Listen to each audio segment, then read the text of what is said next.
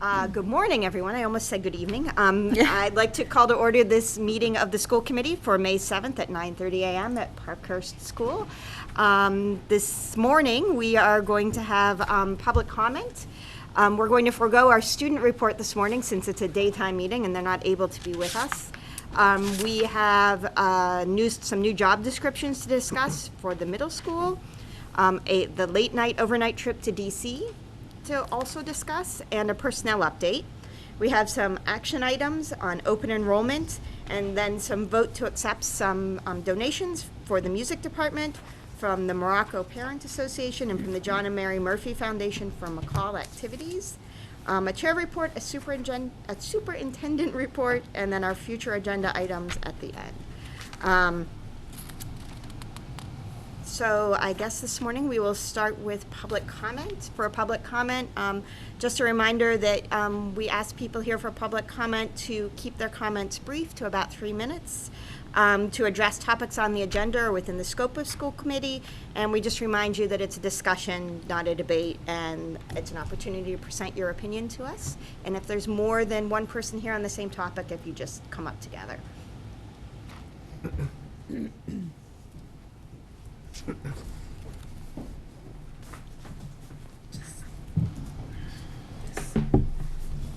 This is a nice chair. You're settling in. Yeah, for a nice long haul. Okay. Welcome. Hi, my name is Mary Scott. I've been a part of the Winchester community for over 13 years. I am a parent. I have 2 children, one who is a 3rd grader at Morocco, and I have a rising kindergartner who is very excited to be going to the big kids school.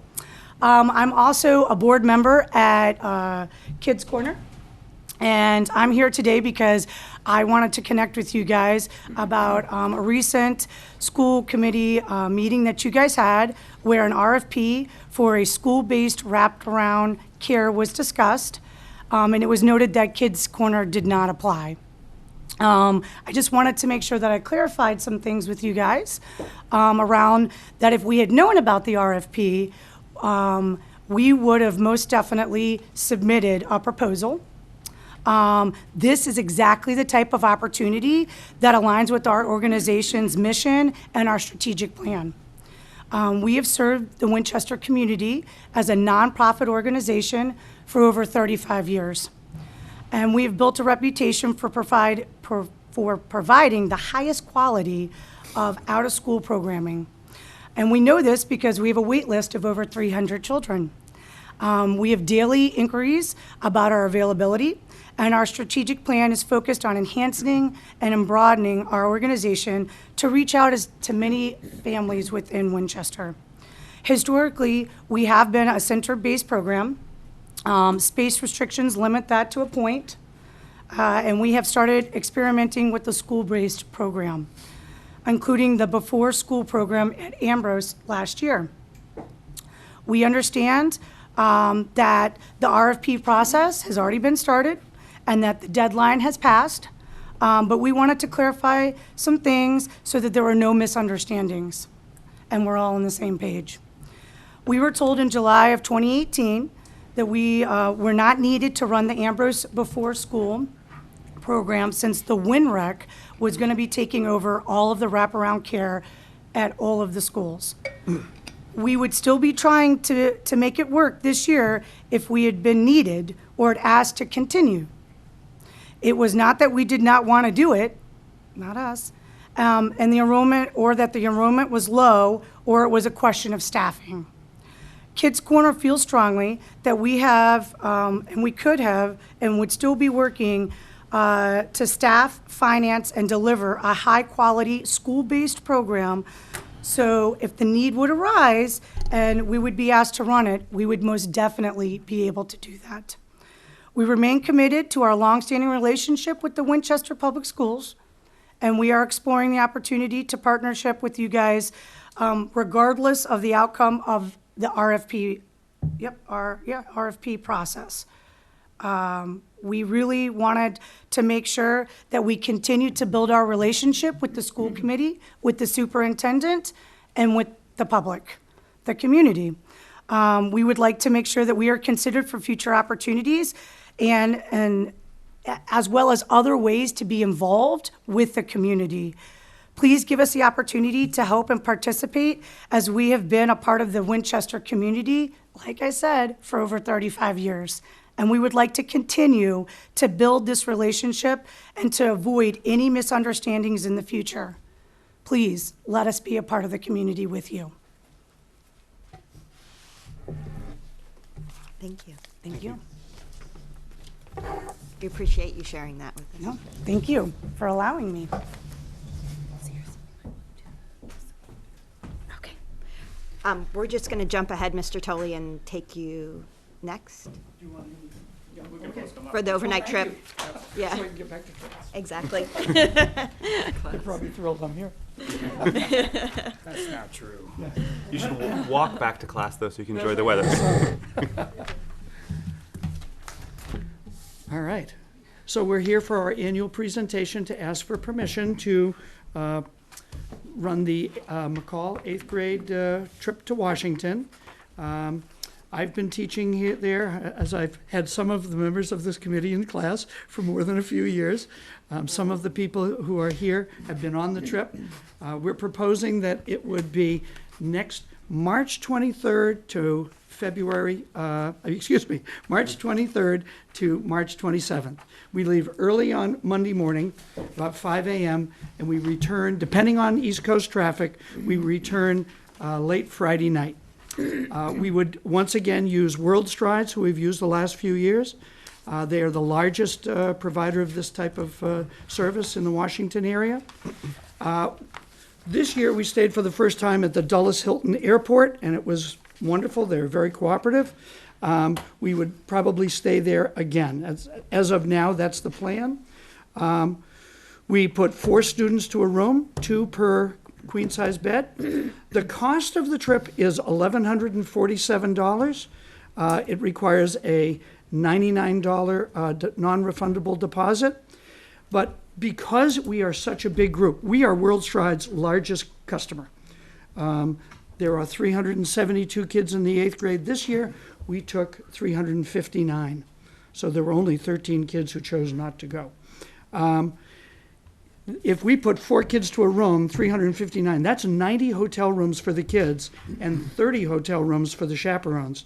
So we need to get the kids registered as soon as possible, because you need to make reservations to get 120 hotel rooms 4 nights in a row, especially during that time of the year in Washington, where all the 8th graders from all over the country are starting to arrive for their annual trips too. So in order to do that, World Strides offers a reduced price. If they sign up this spring, they give them the trip for $1,072, and the non-refundable deposit becomes $49. Okay? Everybody gets free trip cancellation insurance. If Johnny were to break his leg skiing next winter and couldn't go, or I had one of my students in my homeroom had a conflict because he's in an all-star orchestra and his recital was the same week, he had to cancel so he could go to his recital. We offer tons of scholarship. We have more money than we need for scholarships every year. And that money comes from a combination of things, but mostly from World Strides. 1 out of every so many kids, they provide a free scholarship. And we can divide it into partial scholarships, full scholarships, and that's totally up to the principal. We don't know who's on scholarship. We don't know. All we know is there's also a place on the form that we send home where parents can donate if they want, and we get a huge amount of parents who throw in extra money for the kids who can't go. Let's see. We use Yankee Bus Company. There are bus companies that are cheaper, but we have to tell you, Yankee is a northeastern United States bus company, and because of that, they guarantee if a bus breaks down, they can have one to us within an hour. And not this year, but last year we did have a bus breakdown in Virginia, and they were there in an hour. So they're very professional. We have used them now for at least 10 or 15 years. We always bring, this isn't just a McCall event. this is a community event, and we have tremendous support from all the other departments. Peter McDonald, the police chief, who's a former student, he always allows Dan Perenick, the school resource officer, to come with us. The fire chief, John Nash, who isn't a former student, but I remember when he was in school, he allows Rick Tustin, the safety officer for the town, to come with us. Jay Gill, who is a former student of mine, as the head of the DPW, he allows one of the custodians to come because we bring almost 100 cases of bottled water. We bring food. And Phil Doucette gets along great with the kids, but he also is in charge of moving all of our supplies around. So it's a community event and has been for the 40-something years that I've been teaching. I don't know if I've answered all your questions. I've done this every year for you. A lot of you have had your kids go. I know one person said, have you ever thought of going on April vacation? And I have to tell you, we did go on April vacation back in the 1970s. And what we ended up doing is standing in line. Because this is, as I said, not just a Winchester trip. This is a national thing. And most schools think of it as April, trying to time it for the cherry blossoms. And when you go in April, you stand in line, okay? We always try to go a week or two earlier, and we find we don't have the lines. This was your first trip, and first time probably in March. Did you find that, we were able to cruise in, cruise out, the kids see more things, and with 400 people, it makes it so much easier to maneuver. So, I'm here to answer any questions you have. I have one question. Yes. So one thing I've wondered, first of all, I did go on the trip in 1980-something and loved it. I still remember it to this day. Have you considered booking 1 or 2 additional rooms for kids who get sick, kids who have issues with their roommates, because these kids are deciding who they're rooming with sometimes a year in advance. My daughter teaches 5th grade. She says they're already talking, Dad, about who they're going to room with. Of course, it changes, but I'd love just to think about, to look into. Could you book 2 extra rooms? I'm not saying you need the food or anything, just 2 extra rooms so that if little Joey is all of a sudden up all night vomiting, they don't have to be up all night vomiting with other kids in their room. That's a good or if idea. little Susie all of a sudden is having issues with the friends that she was friends with a year ago but isn't now, you have some flexibility. It won't cover everything. I mean, if 20 kids are throwing up, you can't cover that. But if you have just a little bit of contingency, I'd love to see how that impacted. It might not impact very much, but would give you guys flexibility. So I'd like to consider. We should ask the World Strides. Of course, World Strides has to pay for those rooms. Yeah. So we'll have to ask them. Okay. As for you say someone who's sick, with 300 and whatever people, there's always a few Exactly. kids sick. I mean, if we were here, there's kids on the absentee list. There are kids who are sick there. This year, if they're sick, what we do is the nurses, we always bring at least 1 nurse. This year we were lucky we had 2. We would like to see if we could bring 2 because we are getting so big that what we do is we divide into 2 caravans. Bus 1, 2, 3, 4 goes one route, and bus 5, 6, 7, 8 goes another route. We would like to have a nurse in each one. That'd be great. So if there's extra money around, that would be where we could use some help. But as for that's a really good idea. What we do is we keep the kids back at the hotel, and if it's mostly girls, the female chaperones stay. If it's mostly boys, I stayed 1 day back. Then I spent 1 day. I didn't tell you, of all the years we went, this year we had a kid have an emergency appendectomy. So, we had the right people in place. We had the right procedures in place. Off he went to the hospital. The parents came down. They arrived in the morning. He had his surgery. We did the handoff. I missed a night's sleep, but it was okay.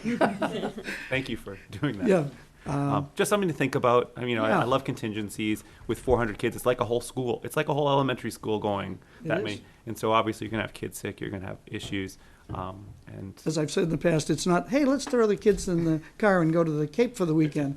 It's like moving an army. People don't even think, we have to, because of the rules on how long people can drive, we have to pre-position drivers halfway down we have to have hotel rooms for them. We have to have transportation and meals for them, so that when we get there, we switch off drivers, and the same coming back. All the little intricacies that go with moving 400 kids. A lot. And there are kids, we take everyone. I've had blind kids, kids in wheelchairs. Several years ago, we had a kid in a flat hospital bed, mobile hospital bed. And his parents wanted him so much to go, they drove behind the bus in the car so that they could take care of him. But they wanted him to be in the bus. So we had the handicap bus with the elevator. I mean, we take everybody. Love it. Thank you. Yep. Any other questions? I have some. Okay. I have some thoughts. So Ken, welcome back. I think it's the 10th year I've seen you come to pitch this trip, or 11th, and I really appreciate the dedication everybody brings, the planning, and then when you're there to deal with all manner of emergencies, big and small. You really do just an amazing job. Thank you. I hope we can hear from Mr. Lynn, who in his first year bravely went on the trip. Am I right? You were there. Oh, well, I don't think it needs a lot of courage, but I You broke with tradition in going. I have to say, it was very George, impressive. I had a lot of fun. So I do have some questions. I just wanted to hear your perspective. No, this is actually not my first time doing chaperoning an 8th grade DC trip. This, I believe, is my 4th or 5th trip. I can't keep count anymore, but certainly the 1, 2, 3. So the 4th in terms of schools. I have to say this was by far the most well-run trip I have experienced. I think Mr. Tolley is not exaggerating in that I have seen every single pieces that could happen, was taken care of. All the chaperones, especially Mr. Tolley and Ms. DeVries, and also Ms. Tripp, who's coordinating this trip for multiple years now, foresaw everything that could happen. So just like when it started out, I had a million questions for them. Have you thought about this? Have you thought about this? And the answer is right there. And even the ones that they haven't thought about, they worked with World Strides, and within a week they came back with a response. So I have my own kid who's no longer in 8th grade. I have one that's coming up, and if that child has the opportunity to go on an 8th grade DC trip, I would love him to go on this one, because I will have no doubt about if a child got sick, got into an accident, or something that was unforeseen that would be happening, the staff will work with World Strides to take care of that child.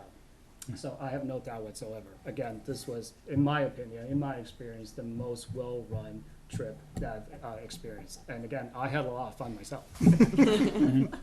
So, Michelle, the questions that I have, and this reflects maybe back on the presentation a year ago and some questions you had from the table at that time as well, has to do with, so the cost of the trip and the length of the trip. So for those who haven't been around long enough to realize, the kids used to fly until 9/11, and then since then they've been on buses. There are many other peer districts who take this trip. Some go on buses, some fly. And so obviously if you're flying, you're able to pack a more meaningful trip into a less amount of time. I mean, it takes a day to get there, right? It takes a day to get back. And it doubles the cost. And well, that depends. So I think if you were going to go for 5 days, it's going to be more expensive. And what others have sort of shared with me is, look at different communities. I looked at Belmont, for instance, which leaves June 4th. This is interesting to me. They fly. It's less than $1,000. It's a Tuesday through Friday trip, but they actually only miss 3 school days. I thought they fly out Tuesday morning. They don't. They go to school Monday, they go to school Tuesday, bus rolls at 3:30. They're at their hotel by 8:30 at night, and then they're there Wednesday, Thursday, Friday. This is a much more DC-centric trip. So this doesn't afford things like Luray Taverns, right? Things in Virginia, the barn dance, and so forth. So I wondered, Ken, if you or James could just speak to, remind the committee. So what is the intent, what's the purpose of the trip? And given what that may be, how do those, I might call them more extracurricular activities like the caverns or the barn dance, how does that play into what that trip is about? How do you sort of rationalize a 5-day trip with a long trip down and a long trip back versus what could be a shorter, similar cost, maybe cheaper trip that's more focused on, for lack of a better word, the civics lesson of being just in the district? The 8th grade science curriculum is earth science. Okay. And that is one of the reasons that we go out to Luray. And it's just as the 8th grade social studies curriculum is U.S. history and civics. We tried to provide a culminating activity for both of those. The trip out to Luray is a long trip. And every year when we survey the kids at the end of the whole thing, it's usually their number one thing that they enjoy. It also gives us a chance when we go out there to hit the other Air and Space Museum where the space shuttle and all that stuff is out in that area. So I hear what you're saying. I have to say, we were concerned, one of the main reasons that we no longer fly is because of 9/11. We do not stay in a hotel in Washington. We intentionally stay outside. We intentionally bring our own buses from Boston, not using local buses, so that if we have to leave, we control our own destiny. We think that's worth the safety issue. Right. The other piece that I've experienced the flying part as well. I think the piece about that is we also need to think about the students and also the staff's energy level. So if we're leaving at 3 o'clock to catch a plane from, let's say, Manchester, the kids are up, they're not sleeping the night before, and also the flight is shorter than a bus ride, so literally they will have no time to rest during that first day. And when they land in DC, it's from that point on to about, 10 o'clock, 11 o'clock. And so that first day is significantly more exhausting than if we were to take a bus ride. Now, not all the kids are sleeping all the time, right? But at least it gives them a couple hours to be able to rest until we hit Philadelphia or DC. And so they can actually start experiencing what we want them to experience. With a flight, it's a shorter amount of trip, but it's much more jam-packed and it's much more exhausting for both the staff and also for the students as well. So that's something that we need to Can consider. I just ask you to clarify, though, when you're saying they don't get sleep, is that because you feel like in the Belmont model where students are going to school all day Tuesday, it's just because they're not sleeping the night before, they're too anxious about the trip? So Well, I think they leave at 3 p.m., they get on a plane and they check into their hotel by 8:30 at night and they go to bed. Right. Well, first of all, chances are good the kids are not sleeping the night before because they're excited. True. And the first night, the kids are Regardless not of how they're getting there. Exactly. Right. Regardless of how they get there, and same thing with the first First night night's in pillow DC. fight, staying Right, up late, pillow fights, giggling. Trying to figure out who's going to sleep who's going to sleep on the floor, who's going to sleep on the bed, right? But what I'm saying is that the flight itself, because it's much shorter, the kids are not getting that basically time to have some downtime. The bus ride, even though it's long, it does give them that time to be able to rest. For example, my experience this time, they got on the bus, all right, they're very excited, but once we are, outside of the state, they're all sleeping. It's very, very quiet, and it was like that for a couple of hours. So we know they're at least giving that opportunity to refresh themselves. Once we're outside Philadelphia, that's when the energy starts, picking up, and they're watching movies and things like that. So if we're flying, I think the flight is an hour or so. They literally just only have that 1 hour to rest, and then when it lands, they're hitting the ground running. And so we're going from that whole day. They're moving and they're expending energy. Well, they're actually going to bed, though. That's my. Right. Does that make sense? What I'm saying? Yes. Is you go to school on a Tuesday, you go to Logan, you get on a plane, you get picked up, you go to your hotel, you have dinner, and you go to bed. And you're not exhausted because you didn't get up at 4, although I appreciate some kids won't sleep, right? Yeah. Well, a lot of our kids are tired on the way down because the buses are rolling out at 5 a.m. Right, they've been up since 3. And that is such an amazing thing to see. Hundreds of cars show up with kids at 4:30 or 5 in And the we morning. leave It's a at surreal 5. experience. It really, and the police are always there to manage traffic, which is appreciated as well. I mean, do you see I guess there may be a disconnect here on the day one piece. I just want to be sure you're understanding what I'm saying is Right. those kids have a routine. They go to school on a Monday, they go to school on a Tuesday, and instead of going home, they go to the airport, they fly to DC, then they have dinner, they go to bed, and then they wake up rested for a much more focused and intense You're 3-day saying versus visit. an early Chris- morning and an Chris- 8-hour plus car Yeah. ride Yeah. plus a Couple stop. of comments. Is that Belmont, is that a World Strides tour? Because we can get them cheaper. It wouldn't have the scholarship money. Yeah, I don't know. It wouldn't provide, one of the things, we were having trouble getting chaperones when it was 2 chaperones a room. We told World Strides, there are certain deal breakers. Yeah. If we expect someone to leave their home for a week, Sure. they need to have their own hotel room. Back in the 70s, I remember I roomed with somebody who, it was March, They wanted to watch March Madness basketball games starting at 11 o'clock from the West Coast every night. And, nobody wants, so they guarantee us a separate hotel room for every chaperone. That's an expense. An empty seat next to every chaperone on the bus so that you don't have a kid falling asleep drooling on you for 2 or 3 hours.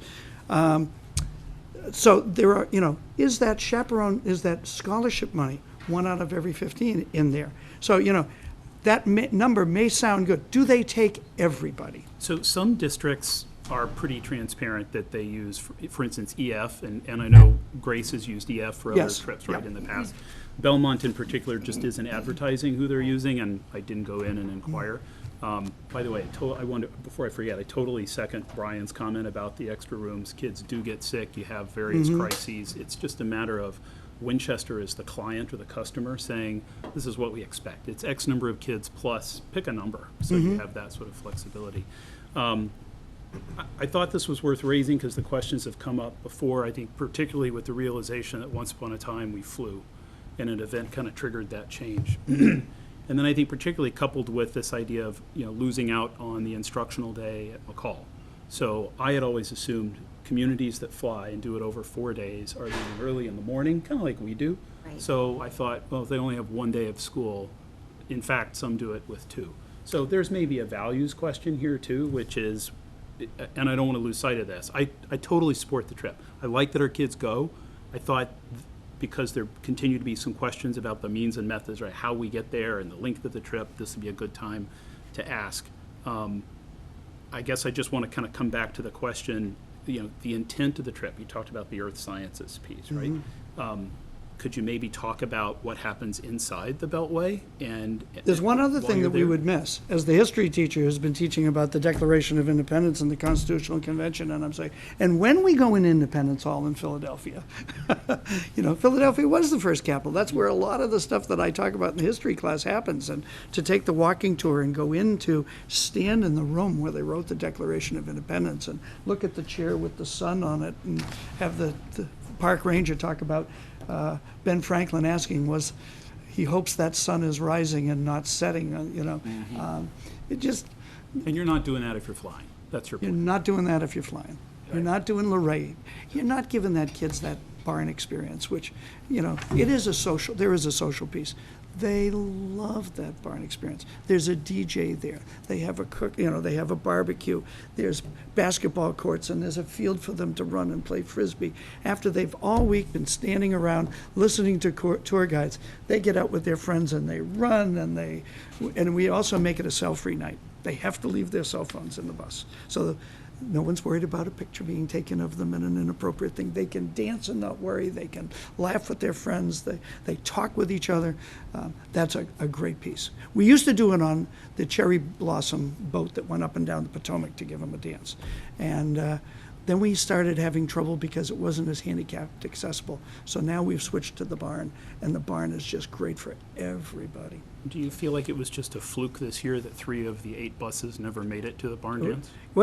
They were going on, if you know Washington, you have 95 and you have the Beltway, and there was a truck jackknifed at the intersection and the cab was hanging over, and they had to shut down both roads. 6 of our buses made it through. 2 were behind it. And they, of course, shut the roads down, and they sat there for hours. What are you going to do? And my understanding, Judy, is that those 2 buses that went back to the hotel And had a it was not pajama World- party. It was not World Strides that opened their wallets for dinner. It was the teachers. At least that's No, the no, impression no, of the kids. no, World that the Strides, teachers made World something Strides happen for sent them. out for pizza They and did? salad. And, yep. Well, the teachers also has to step in and also Right. coordinate that. Right. The World Strides was there to support that, so I want to make sure that we acknowledge the Yeah. teachers, the chaperones' effort. The there. Peggy Walkers Right. and, Yeah. Grace. So, again, I think I understand your question about timing, but I just feel like if we are going to make the effort to give the kids this experience, then let's make it so that they can really enjoy and also absorb what we want them to do. And again, my experience with a 4-day flying is that you jam a lot into a very short amount of time. Yes, we have some gains in terms of classroom time on that Monday, but again, do we really want to basically push the kids through one thing after another, boom, boom, boom, and while they're really tired because they're waking up that early, and just kind of walk away going, okay, I did this, but now being able to process through, I think, a 5-day trip. We do allow that. There are pieces that we can put in place to give kids that downtime. We can have more flexibility in terms of creating a program, so it's not museum after museum after museum after museum. We can do a couple museums, something fun for the kids to do, something different like going out to the caverns, and even do things that's further out like Mount Vernon. Typically in a 4-day trip, that would not be a We stuff thing couldn't get can up, fit in. it's 41 miles each way. Right. So if it's up to me, I will certainly propose that we do a 5-day trip for the reason that if we're going to do this, and it is a Do it big right. understanding, then let's make it meaningful. Can I Thank just you. interject that I would think that the kids would be too distracted anyway on Monday and Tuesday in preparation for, I can't imagine learning in that kind of environment. That's true too. And I'd trade a day in Philadelphia and Luray for a day in my classroom anyway. Absolutely. Not every day. I would.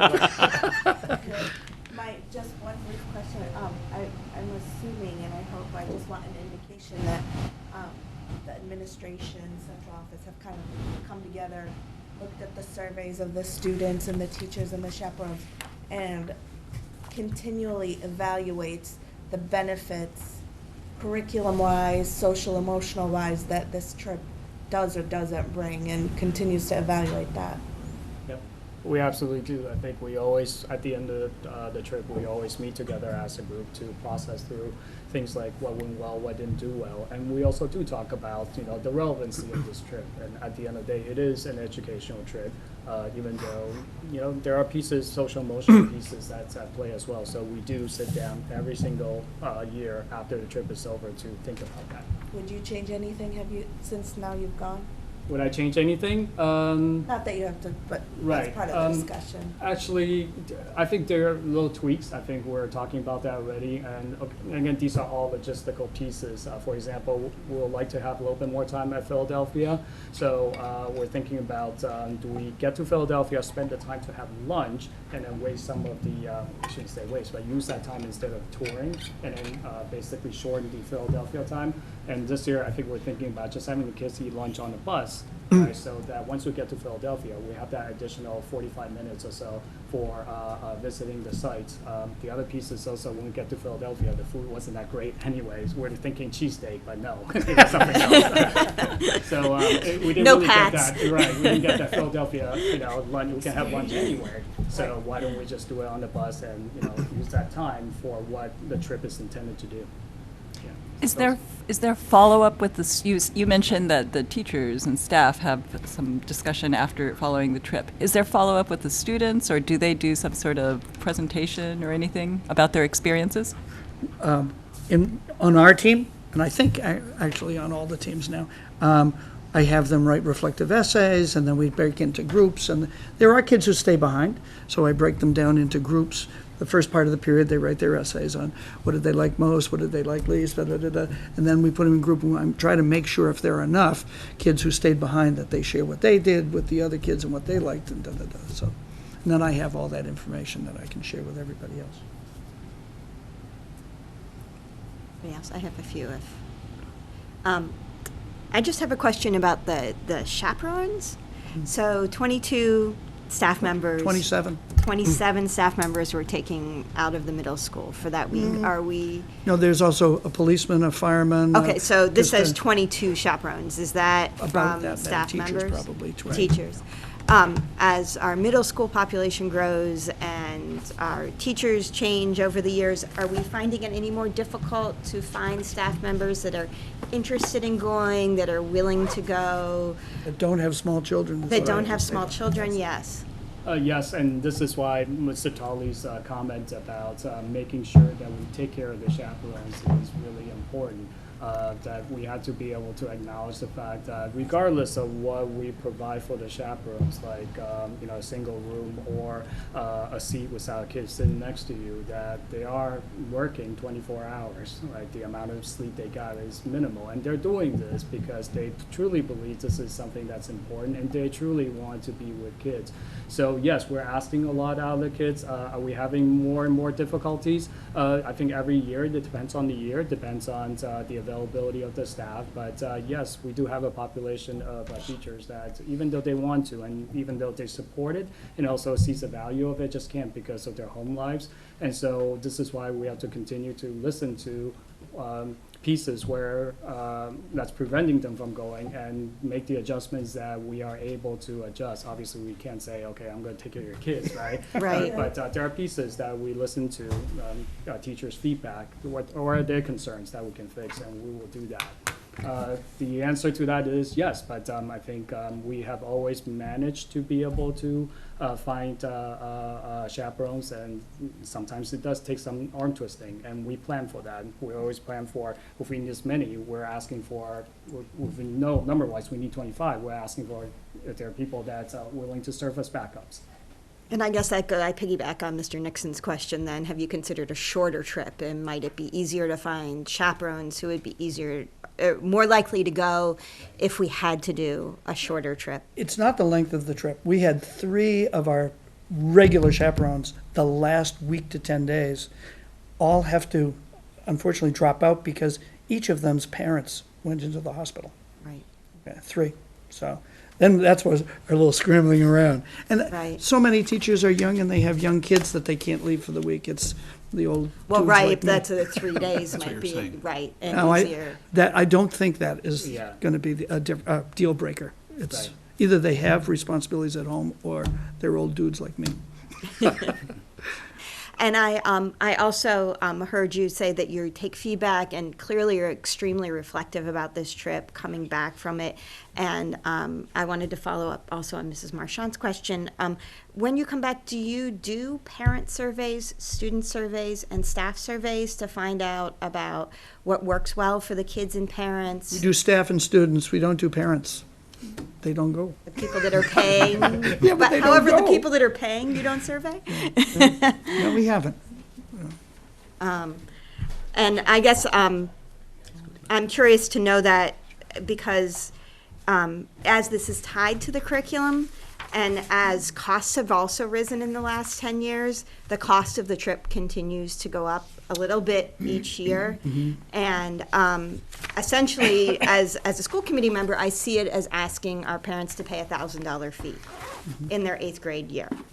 And so I'm just curious if parents are still finding the experience of the trip, and since we consider it to be a part of our curriculum, is what I'm hearing, are they still finding that fee that we're asking them to pay in their students' 8th grade year to be a valuable part of their students' 8th grade There's experience? the expression, people vote with their feet. 359 of the 372 chose to sign up. I mean, it's not something that they have to do, but.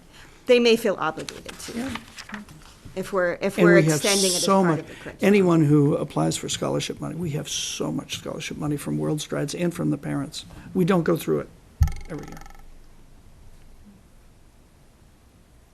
Is that what you meant? You meant more like social pressure. after Social that. pressure, Yeah. yeah.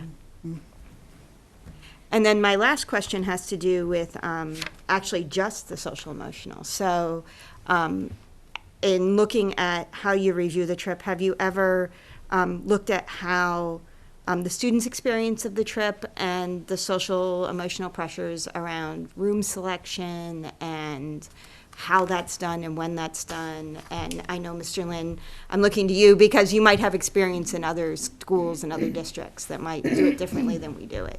Right. I think the system that we have in place worked out very, very well. There's always going to be some students that has difficulties and feels a lot of pressure about either trying to decide, being too popular because being pulled in two different directions, and also students that have difficulty identifying somebody they feel comfortable rooming with.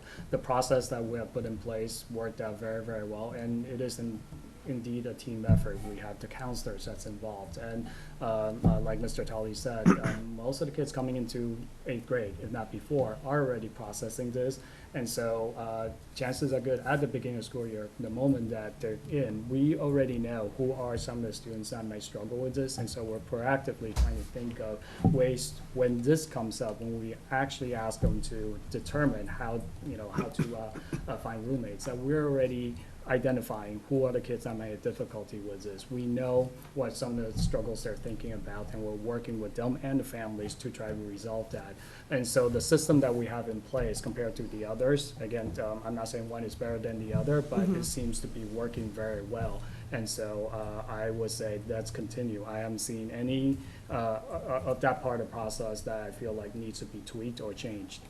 So I'm curious, when you say it went really, really well, is that from the adult's perspective or the student's perspective? Well, I don't believe that we have any students that left the trip thinking that, oh my God, I don't feel comfortable with the arrangements that I have, or if they had done that, we have already anticipated that, and we have said to them that if there's any issues that you have, because you have concerns about the rooms that we have, okay, that these are the adults that you can work with, while you're on the trip, and check in with those adults, all right? And I don't believe during the trip we have any students that came forward and said, I need help with this because, in the rooms, we had this issue coming up.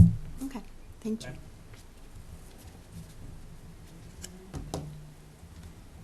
Questions from the? Thank you very much, and thank you for what you do, and thank you to all the chaperones who give up their time and energy and effort to make this happen, because again, as our class sizes get larger, I can only imagine the organizational skill involved in keeping this moving on track. Thank you.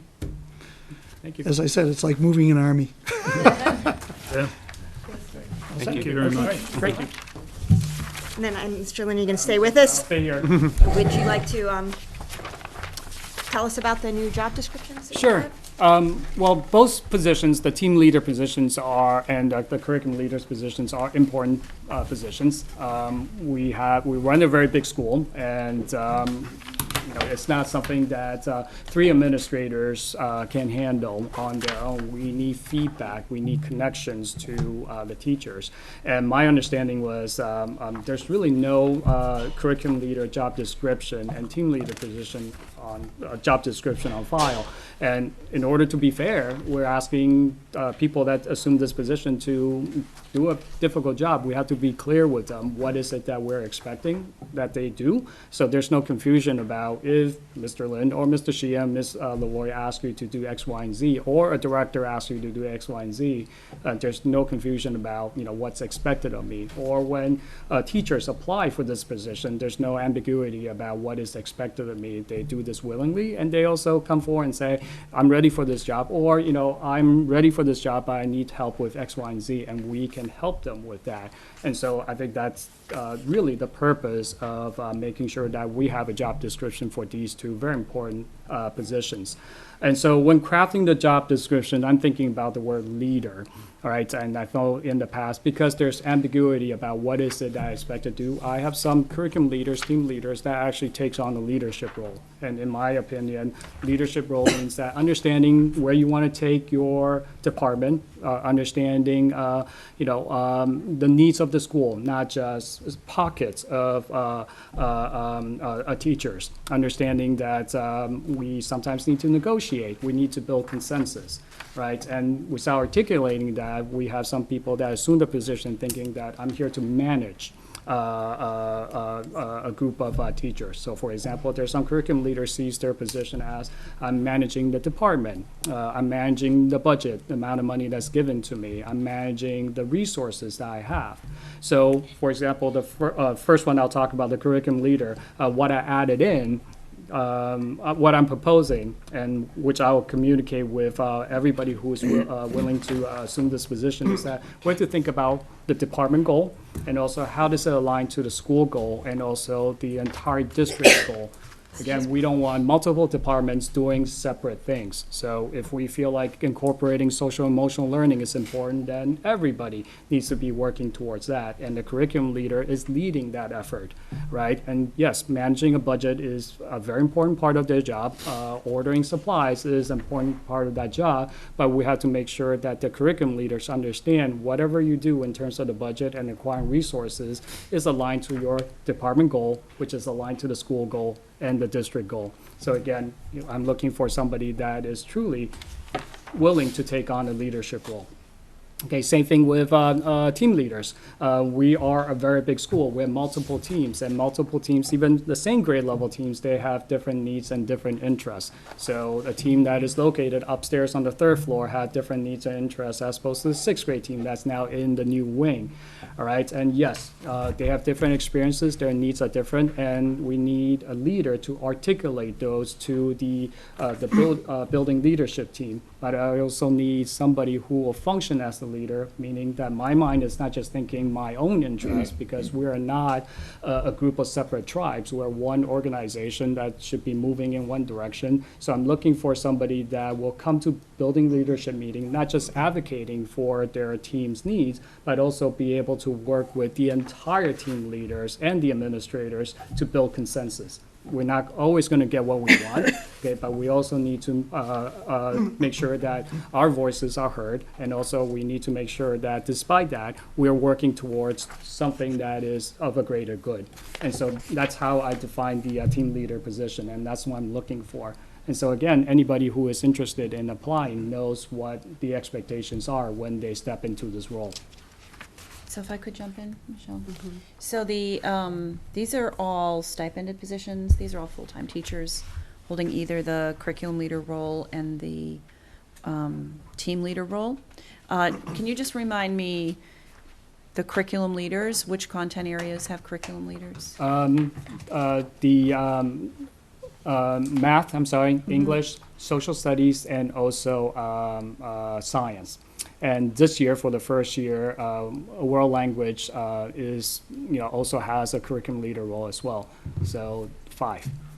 So all of the other departments, all of the music, art, PE, family and consumer science, technology, have other folks who coordinate for them.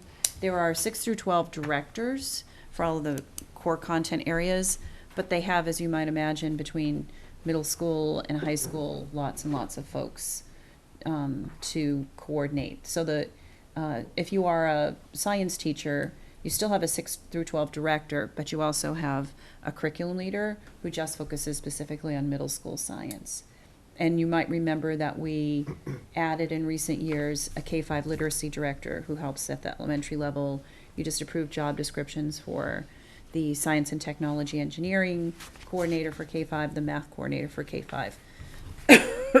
So really at the elementary level, the only missing piece that we have right now is social studies. So we have a 6 through 12 coordinator for social studies. And as the state is still considering changes to the frameworks, probably not a critical need right now. Social studies gets integrated with language arts to some degree. So what I want to do is applaud James for putting some structure around these positions, because all stipend positions are technically open annually for applicants who might want to take on these leadership roles.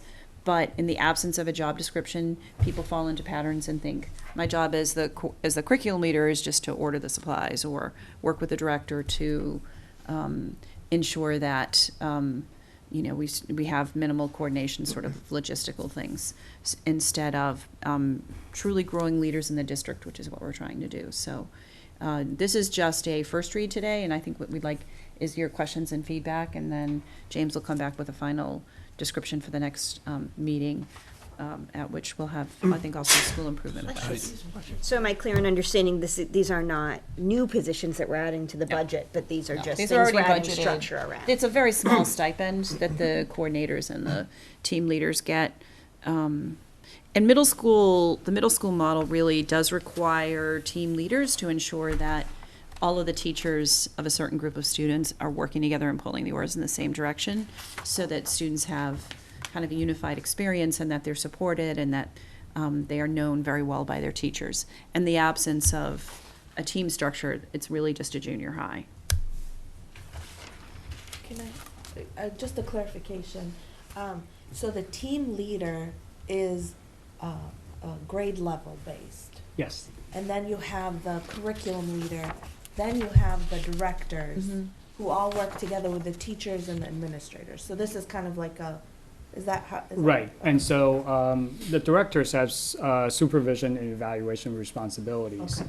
And also the directors at the secondary level works with both the middle school and high school teachers. Yeah, The okay. curriculum leader is really, does not have that evaluation supervision role, but basically works in conjunction with the directors to articulate that vision that we're trying to accomplish. And as indicated in my job description, I'm also asking curriculum leaders to take on some PD leading responsibility.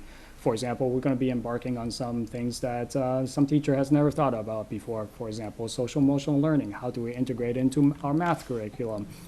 Executive functioning, those important pieces, right? And so I would like to have somebody that understands the middle school perspective, that's living at the middle school and work in conjunction with the directors and also administrators to accomplish that. Yep. Question? Yep. Do you have any difficulty getting people to want to be in these positions, a curriculum leader or a team leader? And that's the first part of the question. Second part, will having the job descriptions in your mind make that easier to get people who want to do this or more difficult to get people to want to do this? That's a good question. I cannot anticipate because now what I'm doing is I don't feel like I'm adding more. And I think what people in their mind is coming to a curriculum leader meeting that some people are thinking, I'm truly a leader. I've been doing a lot of work in what I see as leadership. Others see themselves more as a manager. And you can't really blame either one because if you never articulate to them what I expect, then they're going to leave it up to them to determine, right? I anticipate there might be some people that will say, something, now that you have defined this for me, I'm no longer interested. And so that opens up the opportunity for other people to step up. There might be people that will come to me and say, I'm interested. However, I never really have the opportunity to learn about these leadership skills. And we go through the interview process. And there might be some people that's not quite ready, but I'm very willing to train them or help them and coach them to grow into that leadership role. And I think that would be wonderful. All right? I'm not going to be in this job forever, and neither is, so we also need, people to step up and say, I'm going to, and even if I'm here forever, I will always need somebody to help me articulate the vision that we want to move the middle school towards. So I can't really predict, are there going to be more people that apply or less people that apply, and we'll let things play out. Right, and if there's nobody that applies, then we have to have a conversation with the directors about, okay, so if there's not, how do we fill this void? Okay. But currently you have people who are willing to do, without this, currently people are willing to Yes, take every on all single these position, positions. right. Every single position that we have are filled. Okay. Right. In fact, with team leaders and also curriculum leaders, like Judy said, I wouldn't mind having curriculum leaders for music and that piece, but again, that's a financial decision. At the team leader, there are people that voluntarily come to the building leadership meeting because they feel like I want my voices to be heard because the team leaders might not see the aspects of a guidance counselor, for example, or exploratory teachers. So there's some teachers that come to be part of the meeting doing that voluntarily. Okay, fantastic, thank you. So if I could just jump in on that as HR here. So just the whole idea of team, curriculum, teacher, leaders is something that's been on the minds of many, and it certainly came up in our negotiations along the way. People are thirsting that, and just to have an opportunity outside the classroom and, sharing and learning from each other is very positive, and it has worked very well at the elementary. With our curriculum leaders that we put into place, 3 years ago now. And just, I think the clarity around this job description is needed because it seemed in the very, very short time that I've been here, you've had it was assumed that you were going to be this position. So I think this just opens up a good conversation among the team so that it doesn't necessarily have to be the same person in that role as it very well could be, but we want to open this up to those who are, interested in further developing their own skills. So does that mean if you're writing the job, you're posting these positions, or are? Oh, they all get posted every They year. all They'll get get posted. posted. They all get posted, yeah. Again, because they get a stipend for that. Okay. So- I'm sorry, I just wanted to finish one thought. Coordinators, who are they? I know we have directors, curriculum leaders. So the coordinator would be, or administrator, like, Director of Counseling, Health and Wellness. That's a coordinator role. Catherine, Oh. Catherine, maybe the K-5 folks Oh, are coordinators. okay. Yeah. Laura, the ELA. So we Diane often has- bring together directors, coordinators, and then these curriculum leaders. So if you're going to do a sort of K-12 science effort, you'd bring everybody who sort of supports science. Thank you. I think Karen, you had. Oh, just to clarify, it might be summarizing.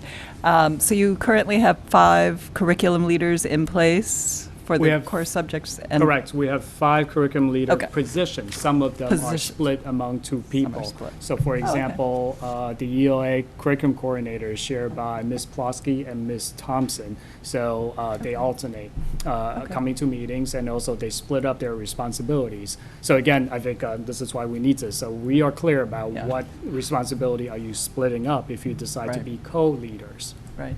And then for the team leaders, you have a team, so 3 team leaders altogether, 1 for each grade? No, 1 for each team. So, One for for each example, team. in 6th grade, we Oh, have 4 teams. So 4 there will be teams, 4 okay. team leaders that represents the team teachers, but as well as the special education staff that's aligned with the team. So 4, 4, and 4, so 12. Okay. Yep. Oh, okay.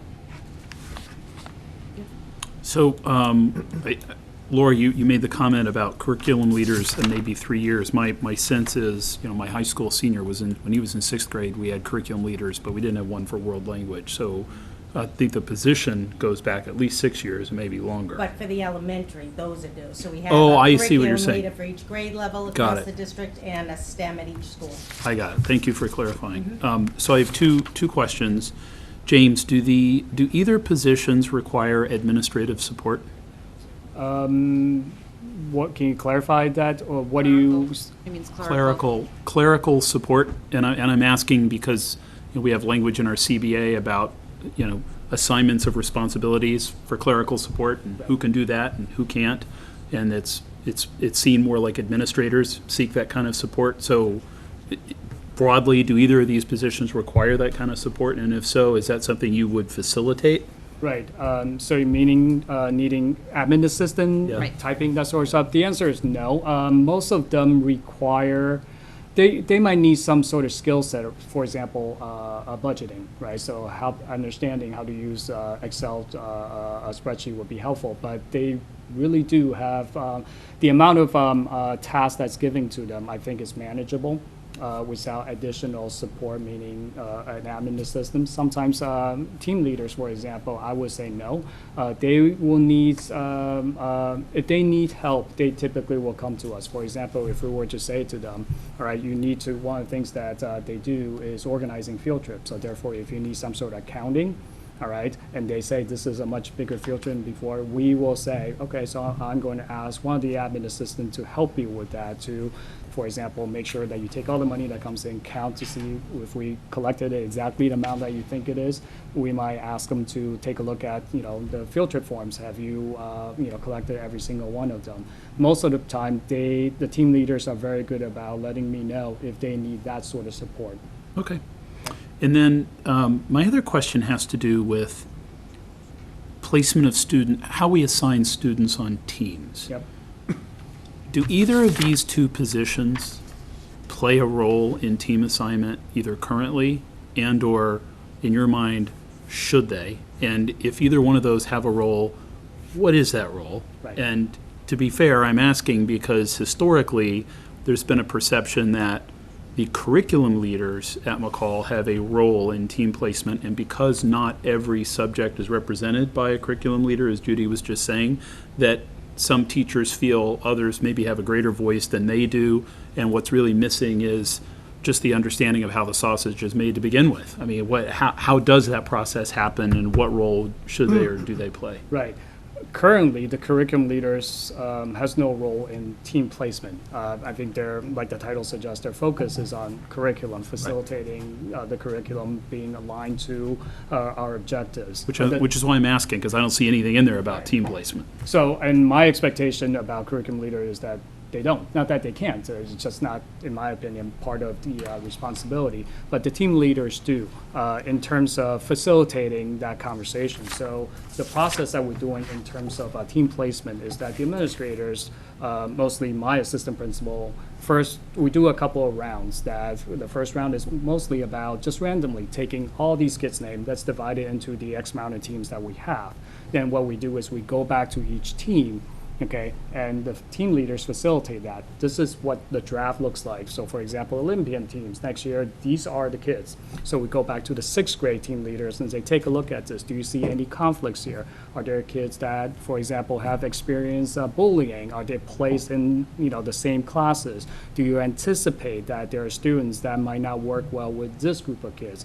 And so we go through multiple drafts, and the team leaders are critical in terms of facilitating that conversation, having the teachers look at it, and also help them understand that there might be some changes you recommend that we can actually change, but there might be others that we cannot. But then talk to the next year's team leader and say, these are some of the difficulties that the students might encounter, so how can we prepare for that? So the team leaders do have a role in terms of team placement. So I really appreciate that. I would suggest that might be a helpful bullet to add in here. I mean, you're up at the top, you're talking about team problem solving, facilitating team meetings, you're interested in the successful operation of the team. If nothing else, then to distinguish that this position has that kind of a role and the curriculum leader does not have that role. Okay. Can do that. Sure. Thank you, James. Yep. Thank you. Thank you very much for So we'll bring it back for a vote at the next meeting, in case anybody has any additional follow-up questions. You consulted with the union about this, correct? I have alerted them that this is happening. I have not heard feedback from the union Okay. yet. So that we'll have an opportunity just to close that loop and make sure they don't have any questions. It's pretty straightforward job descriptions. Yep. Thank you. Thanks for the feedback. Thanks for coming in, James. And you got out of a night meeting this time. Yeah. So it's- Yeah. Hopefully enjoy time with your family. Plenty of nights coming up in May and June. Yeah, exactly. Thank you. Thanks, James. And I think that leads us to the personnel update. Will that be you or Lori? So Lori's going to sort of summarize for you where we stand in terms of both new and replacement positions, just in general. What I would say about the hiring process is that it's a very active process, particularly adding a lot of part-time positions, which we're doing this year because of the override providing for additional enrollment based and program improvement based positions. And so just in general, the folks who are managing the hiring process are doing an extraordinary job and being very diligent. We require demonstration lessons for all new teachers before they get hired. There are hiring committees in each school, so we get lots of feedback. At a district level, we've had several district-wide hiring committees. And I'll ask Lori to talk about the Lynch's principal surge, the director of technology position.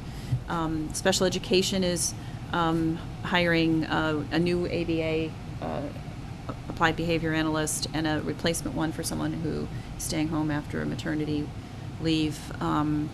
And they're pretty far along in that process. So in general, the hiring process is going well. We're getting qualified candidates. I think that the market adjustment in particularly our beginning teacher salary, which is where we do most of our hiring, is helpful. I would say we're continuing to struggle with having competitive salaries at the upper end of administrative positions, and something that we need to look at over time. The difference between a teacher's salary in a very experienced Master's 60 teacher's salary and administrators has been shrinking, and our on a per diem basis, all of our administrators make less than the top paid teachers, which is not when you say, can we attract people who want to do leadership jobs? It's a very demanding, challenging job that really is 365 day a year, 24-hour a day job, and getting people to do that who are qualified and want to do it and have some experience, all of that is been more challenging for us, I think, as we have gone along. There are some people who are half-time assistant principals and half-time teachers, and it's becoming more problematic in terms of, kind of managing how much they get paid.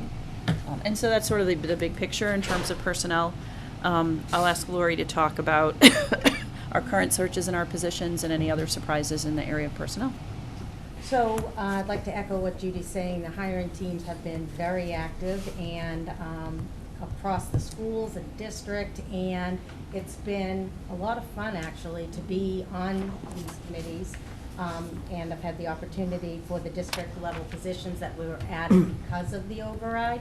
And what I'm most struck by are, first of all, just the commitment of the staff. We have teachers, we have administrators on the staff, and just the discussion that's happening around what our goals are, what our vision is, and how to best get there, and do these candidates qualify for that. So it's really a very healthy, rich discussion, and no matter how the searches end up, some of them have been a bust, and people have been right back up, and okay, what are we going to do differently? How can we recruit differently? And that's where we are with our Lynch principal position. So we had a site visit last week with one finalist. We had two, and one withdrew, and we were left with one, and it just didn't seem a good match on either side. So the candidate withdrew officially yesterday. So we have an interim posted given the late time in the year, as well as this is our second round of interviews that we had completed to come down to the second, to the two finalists, and Zena was very much a part of that process. So again, there's a lot of time, energy, enthusiasm, passion given to this process. So we're hopeful that by advertising for a one-year interim, it will allow us to start earlier next year and really get someone in place before the end of the year, because we are competing with many different districts with elementary principals in particular. And the pools are just, it feels that way around, not just here in Winchester, around the Commonwealth.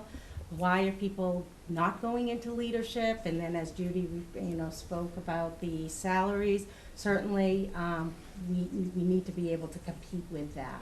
So we've reached out to the human resource group across the Commonwealth, and we've advertised there as well. And we'll reach out to the elementary and secondary School administrators group? Yeah, so we'll reach out to them as well to see if we can get some candidates. What we're looking for at Lynch is an experienced principal. The assistant principal is very new to a leadership role in her first year. And so with a school like Lynch that's fairly complex in its population, with a building project possibly on the horizon, I'd like to get an experienced principal. You might remember we had a similar issue last year with Ambrose, where finding a good fit for our district was not an easy task, and we ended up mentoring an internal person who's doing a really good job at Ambrose. But the pool of qualified, for all of these positions, certified, qualified, experienced people, even in district, is very slim at this point. And so even if I had somebody in mind for some of these positions, we just don't have the internal pool or external pool. And so that's been a little frustrating. So we'll continue to cast a wider net and go up back at it next year. And we are in the process of, we interviewed last week for the ELA and math directors, 6 to 12. So We're doing the behind the scenes, the reference checks, the conversations about the strengths, concerns, reservations, so that we can move forward again, one or two finalists for each of the positions. And we're excited to announce that Julie McElhaney Gorman has agreed to take the elementary math coordinator position. We had many internal candidates, and I have to say how lucky we were in that pool. We had many qualified, and to sit there and interview in front of your peers. Again, we had representatives across the different schools, and to sit and interview so very well in front of your peers is it's pretty challenging, but it just again shows that there are so many of our staff who are ready and eager and willing to take on leadership roles that don't necessarily come with running a building, but being really working with the curriculum and coaching teachers. So we're excited to keep adding layers to those instructional coaches. Right, so Julie is a current, very experienced teacher who has participated in the MCIEA work. And so she's moving into this leadership role. We will backfill her position with a obviously less experienced, master's 3 kind of person for a classroom. She's from Lincoln School. She's Lincoln a fourth School. grade teacher. 4th grade. Okay. Outstanding. Yeah, she's a very strong teacher, and And she presently is the second year mentor coordinator, co-coordinator with Ella Fitzgerald.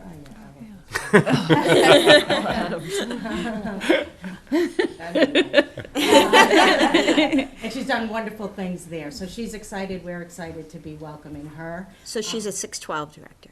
No, No, she's she'll be K5. She's the LT, K5, because of okay. the override, the Yeah, K5. that's- Yeah. So as a result of Yeah. her moving, Kelly over at Lincoln is rearranging things because of enrollment and such that we'll be posting positions there. And there has been movement within the building because Frida and I were just chatting, just across the district at the elementary and middle and high, there are a total of 9 reassignments. And that may seem like a lot, but it just shows our teachers are risk takers and they want new challenges and they're finding different ways to go about furthering their professional growth.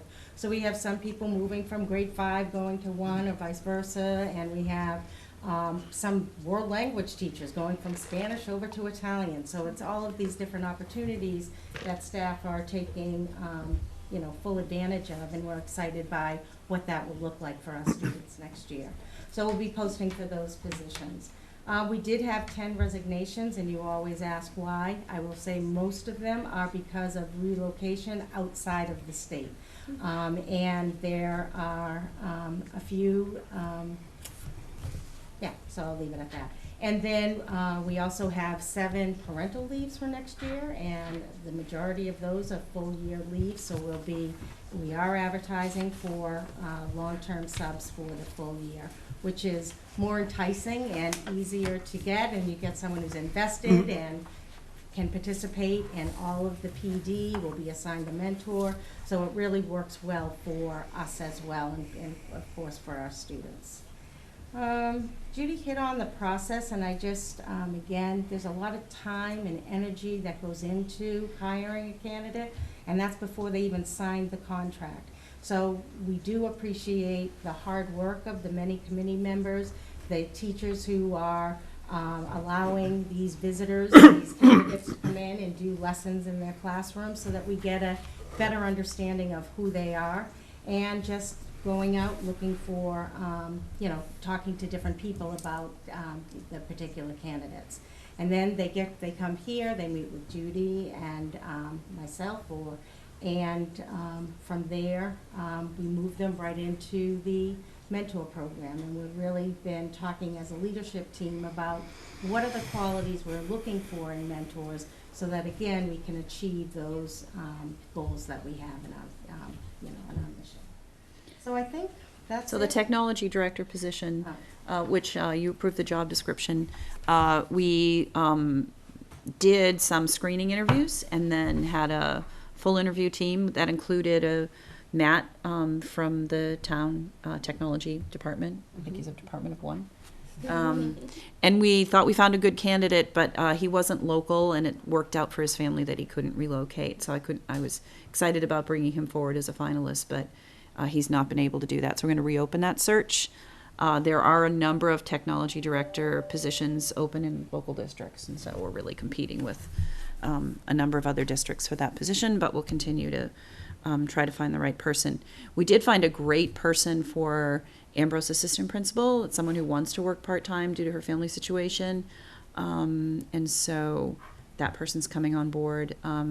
Highly qualified, highly educated person, and so we're excited about that, but we'll let Andrea sort of introduce her to the. And she already went, they had the kindergarten orientation last week at the elementary schools, and Michelle went and met the new parents, and is very eager to be part of the Winchester community.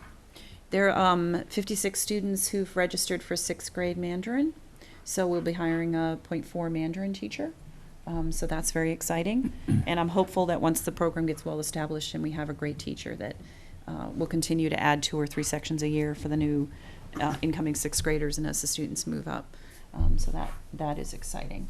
Are there any other personnel positions that you're concerned about, curious about, have questions about for Lori to help you with?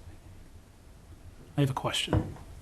I'm not going to expect an answer from, but maybe at the next meeting. Brian and I have discovered through negotiations with one of our units that the building aid position at Ambrose is no longer filled. Mm-hmm. And that was when that position was created, it was a very deliberate decision on the part of the school committee to afford each elementary school a certain degree of resource and flexibility. I was a part of that when we voted it, just like we decided to go with assistant principals, for instance, at the elementary school. So I would like to understand, and again, we don't have to have it now, maybe at the next meeting, if we're not looking to refill that position, I'd like to understand why. Mm-hmm. Might be a good opportunity to maybe even revisit what those expectations are for building aids, and what they can provide those other 4 elementary schools. But if we're going to treat each elementary school the same way, then we were to fill that position, obviously we need to be advertising and have the resources to do it. So that was a principal's decision to trade that position for for more support or more teacher support in special education, actually. She didn't see that it was a necessary position for her school at the time, previous principal. So we can revisit it if it's needed. Every school has different needs. Lynch has a far different staffing profile than the other schools. Although, truthfully, in terms of achievement, Lynch is one of our higher performing schools among the elementary schools. So Lynch has a full-time assistant principal, Lynch has a full-time interventionist, Lynch has additional math support, et cetera, in addition to Title I. And so at some point, if we're really going to talk about equity, we've got to give each school what they need. Mm-hmm. And I'm not sure Lynch needs all that support. I don't think Lynch needs all that support. Let me be frank about that. Lynch has more support than the other schools, and the academic results. You're not talking about Lynch. You're talking No, about he's talking about equity, though. She's I'm talking about equity. She's pivoting, right? but it's I'm the pivoting same. a little. Yeah. So if there's a need at Ambrose, I mean, I think Lincoln's population is dramatically increasing next year. I think the needs of the various buildings shift year to year, depending on their specialized programs, depending on the population at the school. And so I wouldn't just say, for equity's sake, that every school needs a building aid. There may be other structures in place at Ambrose that are working, but I certainly will speak with the principal about that. We don't have it in the budget for next year. We do have additional special ed aids. And so sometimes you have more people in the building playing different roles, I'll just say that. And so in the future, you'll probably hear a recommendation from me about Lynch to reduce the additional services that Lynch has because the data just doesn't support that they need it. Would that be a reallocation of resources throughout the district then? Well, it or depends, just or it could be that we could trade it for some positions that we've deferred as part of not having as much in the override as we need. It could mean, taking one of those positions and making it a district-wide another social emotional coach. So my goal would be to have each of the elementary schools have a social worker or adjustment counselor, and right now we only have 2 next year. Perhaps we could trade the interventionist in for an adjustment counselor for Lynch, which I think they probably need more than they need the interventionist at this point, based strictly on the data. In terms of reading scores and MCAS scores, Lynch scored at the, I think, 97th percentile on MCAS scores throughout the state. So outperformed, all of our elementary schools are in the top 5% in terms of achievement levels as compared for grades 3 to 5 with all the other elementary schools in the state. So the students are incredibly high performing at all of our elementary schools. But there's some perception that Lynch has a more complex population, and it really has some more students, but it only has a slightly more complex population. Is this a reading interventionist? When you say interventionist? I'm not sure what her role is actually. No, she's not reading. And I think it varies, so it's Okay. just I general. just didn't know what it meant. Okay. Yeah. So I think before I got here, Yeah. other supports were added to Lynch that may or may not be necessary going forward. They're all held in the budget for next year and will continue to be positions as we have a new principal in place. But when, Chris bringing up not all schools have a building aide, that wasn't something central office imposed. That was a principal choice. So, but we can go back and revisit that. Well, and I just think to close the loop, I think it's important because when we have budget discussions, and it's frequently about what else we need and what extra money it's going to take, it's always good for a committee to kind of ask a question, and administration should always be asking, what do we not need to be doing? I mean, does this all have to be a net add? Is there something we can reallocate resources? But when a committee makes such a deliberate decision that each of our elementary schools needs an assistant principal or an assistant principal to support the full-time principal, that was as deliberate a decision as it was to add the full-time building aides. So if there's a change in philosophy about that, at a minimum, I think that could be and should be coming back to the school committee at budget time because, the dynamics change, right? Right, And so staffing levels change every year. staffing levels change. And if there's a change in philosophy, which is, this isn't something that every school needs, this is maybe something that some schools need, that's an important change in perspective. Right. It doesn't mean it's wrong, but Right. it's a different way of thinking, particularly for a committee that some of us up until a couple of weeks ago thought, this is something, I don't want to put words in your mouth, I was surprised. I thought we were just doing this at all the schools. So I think it's a good feedback loop to close with us when No, things like that change. I think you're absolutely right. The other thing that we'll probably need to look at in the budget for the following year is our ISS support, daily substitutes. I think we're really struggling at some levels to be able to adequately staff not only teachers who are absent for illness, but professional development. I think probably we need to up our support for that, to attract and retain high quality ISS personnel as well. So we have some important discussions for the FY21 budget that will continue to collect data this year and look at. But it's a good news story if an individual school is doing so well that we don't need so much intervention and support. And so it's really a tribute to the Lynch staff and all of our elementary school achievement that our students are doing so well. And when we have that discussion, can we also make sure we talk about the data to be clear that the school isn't doing well because of the intervention and support, and what data we have that shows us that those aren't necessary anymore too? I think those are all important discussions before we pull any support, which is why it's been in place, even though in my 4 years here, Lynch has been as high performing or higher performing than some other schools in the district.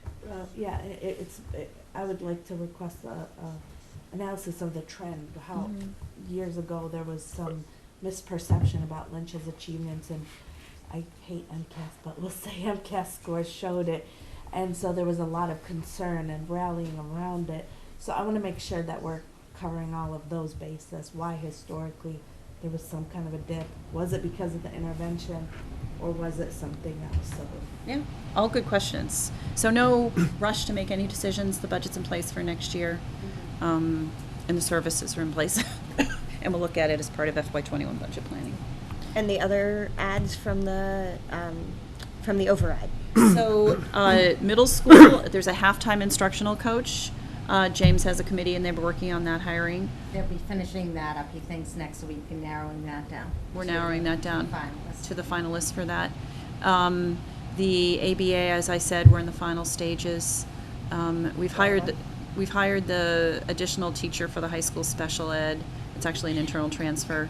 That position that we're adding for LC3 and LC4. The drama is likely to be an internal person at the high school, although Dennis is dancing as fast as he can with over 1,400 students next year and only 2 new positions to sort of shift internally as the course selections have been made to see where we need to add extra sections.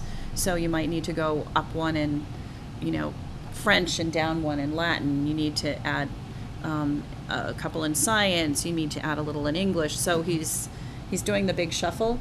The drama at the middle school, I don't know that's been filled yet. No, they're working on that. We met a couple of weeks ago just to really ensure that everyone's on the same page, that we understand that this is a 6 through 12 program and not separate entities. So again, we're doing a lot of behind the scenes, and then there may be internal candidates. But And then there's a technology teacher not hired at the middle school yet either. right, Still and working on it. he's looking at what that might be combined with, depending on what the pool is, as far as the instructional coach goes, and just leaving it wide open and making decisions from there. But all have been posted, they've reviewed them, and they're just now trying to figure out what's going to work best for our kids. Jason Levine's working on, with James and Dennis, on the PE health hires for the additional, and James is obviously working on the world language, the new teachers for grade 6 world language, with Anna Tironi, who's the coordinator, the 6 through 12 coordinator, or department director for world language.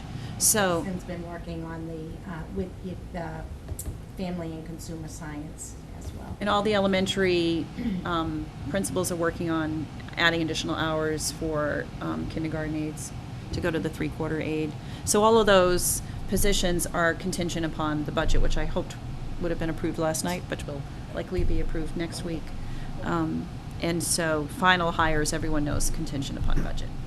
Do we anticipate most of our kindergarten aides that are currently in place with us will be able to move up to the 3/4? Yes, Yes. I think so.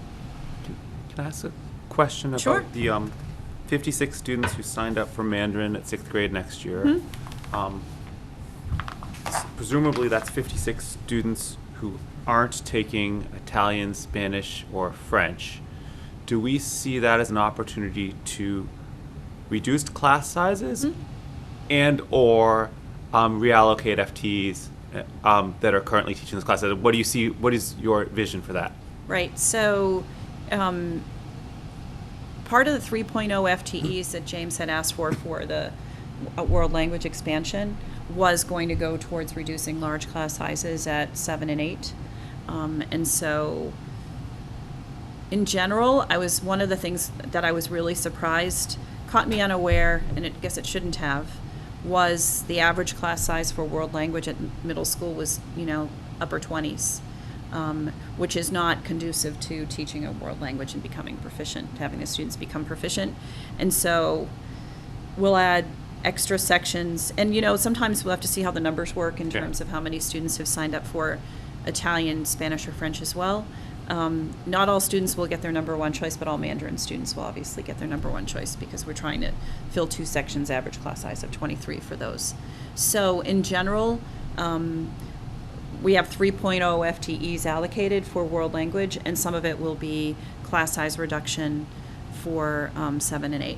Is anything on that, Lori, that there's kind of a shuffle? There's some world language shuffle at the high school as well, because of additional demand for some languages over another. Right. So the Latin moved down. They're a master at figuring out sections and culling together, and the teachers there are amazing. They're willing to step up and do a French and a Spanish.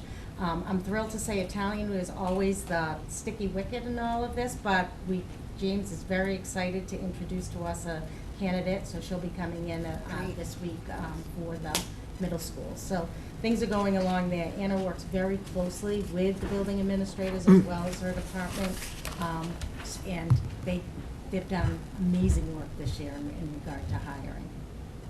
So can I just follow up one more? So if we have 50, I'm just thinking, 56 students signed up for Mandarin. If that's 2 sections, that's 28 a section, not 23. I'm just thinking off. Yeah. So not all of them in the end will end up taking. Okay. I think that they fill up. They may have other things in their schedule. Preference? It was a preference sheet, right? So that's a great question. So I anticipate about 23, 24 in each of 2 sections.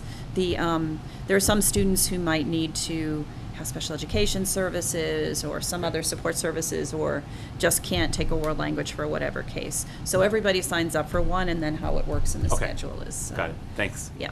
I mean, obviously I'd prefer 3 sections because it's easier to hire a .6 Right. teacher. than a .4 teacher, but it would be a good news story if suddenly we had 3 sections. And If 56 actually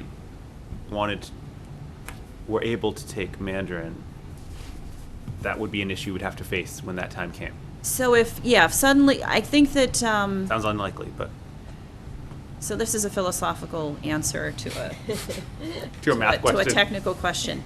So, I took French and Spanish when I was in high school, and once you've learned one Romance language, it's easier to pick up a second. But I would hate to shut off the opportunity to start in Mandarin because they won't have an opportunity to pick it up. Once we transition to a proficiency-based program, it'll be easier for students to move around. It used to be in middle school, the philosophy was try out a little bit of each and then make your decision the next year.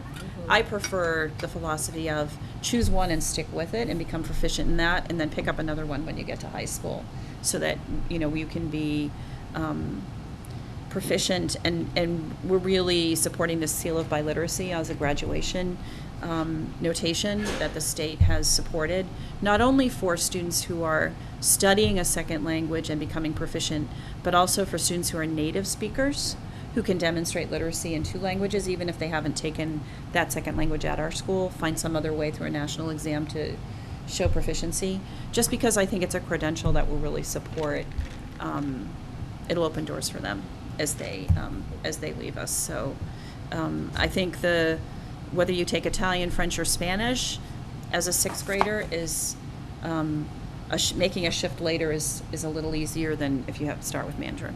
So that's my personal opinion, not based on. So the short answer is we'll try to accommodate everyone who comes to us the first year. We will accommodate everyone for Mandarin. And, as we always have said at middle school, if you have more people who want to take Italian than can, sometimes they have to take Spanish or French instead, just because that's the way they've always managed those sections. So, any other questions on personnel before we move on? I think we move to open enrollment then. And Okay, moving to open enrollment. So I've had mixed feelings about the promise of open enrollment as a school committee policy is that the superintendent at this time of year will identify whether there are open seats with the hope that the students who leave the seats at the other school will be the ones to even out the enrollment across the district. This is a year where I'm not comfortable recommending any seats anywhere, just because it's only May. We already have more than 355 kindergarten students who've shown up at the kindergarten orientation, so we know they're real and they're actually little people and they're going to come to us. There's also continued uncertainty about grade 1, where we typically have a 6 or 7 or 8% bump from K to 1, particularly as we had a small kindergarten class this year, small in relation to the 356 I checked the other day currently enrolled. And there are a lot of places where the addition of 3 or 4 or 5 students could really shift to require us to have another section if we're going to maintain the school committee guidelines of K to 2 being 18 to 20 and 3 to 5 being 20 to 22. So my recommendation to you, and certainly you can overrule this and ask me to take another look at some of these sections, is that we don't open any seats for open enrollment this year, that we try to hold fast with the current numbers. I always have a lot of requests for people, particularly on the Morocco, Lincoln, Lynch end. If they live on a certain street, it's closer to one school, even though their assigned school is a greater distance. Or people who've moved within town, who started at VO but are moving to, another part of town and want to stay at VO. And what I've been saying to everyone is no, that unless you're a 5th grader entering 5th grader, you've got to move if you move, just because there seems to be a lot of movement within town, and it could have an impact on class size. The schools I'm watching closely, I'm watching Lincoln closely at projection of 428. It's grown significantly. I'm looking at Morocco kindergarten. As I've said in the past, Morocco goes up and down, and a lot of move-in and move-outs, not so many move-outs in the summer. Lori can speak to this, where her population went up and down. We've got 81 students registered for kindergarten right now at Morocco for next year, which, whoa, that was a big surprise. Lynch is holding fast somewhere around 90, but the other issue that we're going to face is these larger kindergarten class sizes are going to translate the following year to larger first grade, and as we go up, we just don't have classrooms to put these kids in. And so at Lincoln, we're able to accommodate the 21 sections, but to go to 22 or 23, which we'll need if these numbers continue to hold, we just will have to talk about redistricting at some point, some form of redistricting. Ambrose will have a couple of empty classrooms next year that we're going to use to house the district-wide coordinators for K-5, and we'll have a PD demonstration science classroom there. But I know that that's a short-term thing, that ultimately more kids will move into Enjoy it while it Ambrose. lasts. Enjoy it this year. There are no other empty classrooms anywhere. If we could get the elevator installed here at Parkhurst, we could consider moving the entire preschool here and opening up space at Theo and Lynch for classrooms until we can have a renovation or replacement at Lynch or Morocco. But this large kindergarten class is giving me agita because the prospect for class sizes going down in other grade levels is slim to none. And I think we're going to either have larger class sizes than the school committee guidelines call for, or no place to put them if we add additional teachers. So I'm just kind of giving the look ahead that it makes me concerned. Are we also seeing more move-ins during the school year Yes, than we we've are. seen in the past? And are we keeping track of those somehow? Yes, I mean, I've been sending you the monthly enrollment reports, and you can see the trend is not so much for move-ins and move-outs at the elementary level, but at the middle and high school level. And we've had, and if Pam were here, she could speak to this. Even though we've sent a number of students out of district this year who we didn't really anticipate, but they were kind of on our radar screen, they're almost all students with psychiatric issues, not learning, traditional learning disability issues. And we've had more students coming back who were in private school placements because we've built up our language-based learning disabilities program, particularly at middle and high school. We're getting some of those kids back. And so some of those were private pay. We weren't paying for it. The parents were sending them to private school, but it increases our need. Although I have to tell you, Dennis and I visited the language-based program at the high school, I guess it was Friday, and I was really impressed with what the high school LBLD teacher is doing with the students in her class. And so I can understand why parents are hearing good things and they're coming back. So the high school numbers concern me. We'll be well over 1,400 students at the high school next year. And the elementary numbers concern me, and I'm just looking forward in 2 years to getting those extra 6 classes at McCall. So at least we'll have a little bit of a pressure release at McCall, but high school and elementary school concerns me. I also noticed when I was walking around the high school last week that there are some places that are classroom size that are used as classrooms that weren't designed to be used that way. There's one in particular that has glass on all 4 sides that was designed to be used as a drop-in student support center, and we needed a classroom, so it's a classroom. So it's a little bit of a We could fishbowl. also use a student support center. Well, we could also use a student support center. So the master plan said this would be a problem. We recognize it continues to be a problem.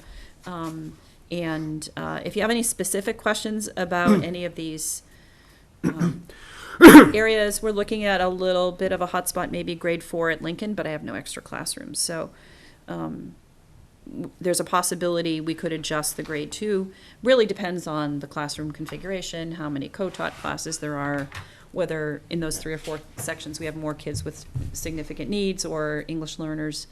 The principals make these decisions. For example, at VO, we decided to go with a larger first grade and go to 4 smaller kindergartens. And so those are the discussions that I have with principals regularly. So I guess unless you see an area where we want to encourage movement, often the movement doesn't come from the schools I want the kids to come from. And so that's the challenge. been my experience. And it's the application process is a little bit for me to manage, not terrible, but often people change their minds at the last minute, so. Questions, concerns, feedback? So I had spent a while looking at this, and I agree with you. I don't see No obvious an places. obvious way that you want people to go from one place to another place that won't next year maybe have the reverse effect, that you let everybody go to VO kindergarten because it looks small, and then next year, it could blow up on you. So I agree. I don't see an obvious way to solve it. The thing that jumps out to me, actually, of all these numbers, though, is grade 2 VO. That is at our 10% over number, and nowhere else in any of these predictions do we go exceed our 10% over. So one student moves in. Actually, even there, we're 10% over right there. Am I correct that there is a classroom at VO that could be used? Because we had 22 sections Yes. last year, and we have 21. So I'm not saying we want to be doing this, but that seems like, of all the spots in town, the one that would be most likely to need to have an additional classroom. If 3 kids move in, all of a sudden we're at 23, and it's not impossible for that to happen. Right, and that happens every year. We sort of take a look. If you get, with only 3 sections at a building, if you get a few kids enroll at a grade level you didn't anticipate, Yeah. or you get some students with significant needs enroll, Yeah. it can change kind of the configuration. Exactly. I'll speak with Grant about that. It may very well be, and I don't know whether this is true, that this happens to be a particularly strong second grade, and he's comfortable with 22, and it's not a major issue for him. I think, do you have a child Somebody in might be second able to grade speak next to year? this. Yeah. So some are busy. Some are busier second grades than others. Okay. Let's just say that in some of our schools. So I budgeted for, and we're running. This is 109 sections. Yeah. So and we're running 110 this year. So I do think it's important that if at any time we actually have a class section that exceeds the 10% over guidelines, that we at least explain, not specifically, but in general, that it's over there, but for other things that maybe we're not going to talk about it, but for the mix of kids in that class, we believe this is okay. Because otherwise, I think someone, rightfully so, in VO second grade and this could happen in all town-wide, but I think that especially if you exceed or are close to exceeding the 10% over, someone might rightfully say there's 17 kids in these other classes and there's 22 in our class. Now, that could always be the case, but if we're still within our guidelines, we can say, we're within the guidelines, and there's always going to be a high and there's going to be a low. I just think it's important to think about that and how we message that if that ends up being 23 kids in a class. Just think about it. right, his other class sizes are on average, pretty strong, around 18 to 19. Yeah. So for the most part, so it's just there's not a lot of wiggle room. It's Yeah. either 3 or 4, Yeah, and it's the only way the math works. that's the way the math works. So Right. anything else on open enrollment?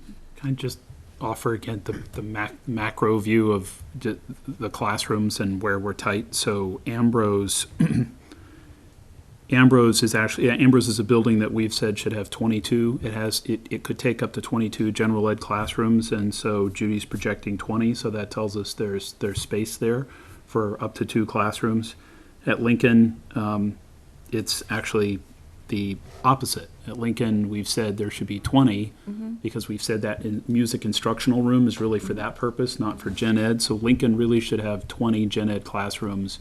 That doesn't include that smaller, lower level space Judy talked about at the last meeting. That has been used for kindergarten before, but it can only accommodate like 14-ish kids because it's 2/3 the size of a classroom.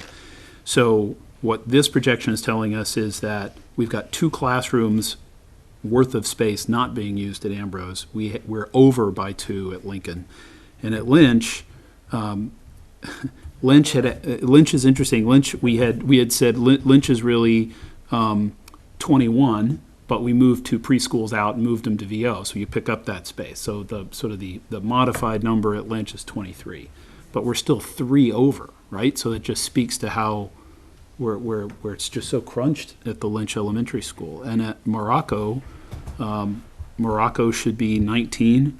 We're over by 1. but it's been worse at other times. And then at VO, it's interesting, VO we said was 24 classrooms, but because we've moved those 2 preschools in, the net is 22.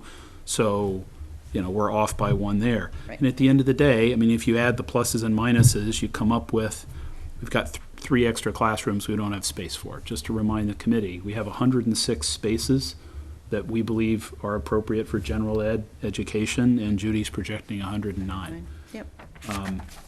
And I agree with, Brian's point, Judy, about grade 2 and VO. My memory is in some years past, superintendents have offered open enrollment in a targeted manner. In other words, you can find a grade where you have capacity, and you open it up to anyone who wants to go. You can also do it the other way, which is to say there's a hot spot I want to try to address. And if that was going to change, where might I look to send those kids? So one might consider a very limited open enrollment at Ambrose grade 2, and it's made available to VO families. But all that's going to gain you is a couple of spots, and that'd be worth consider. I'd be really pushing for that if that 22 was more like 24, 23 right now, because you'd be at a tipping point already for staffing. But you may get there. I'll keep you posted. So I think there's a vote required here on open enrollment.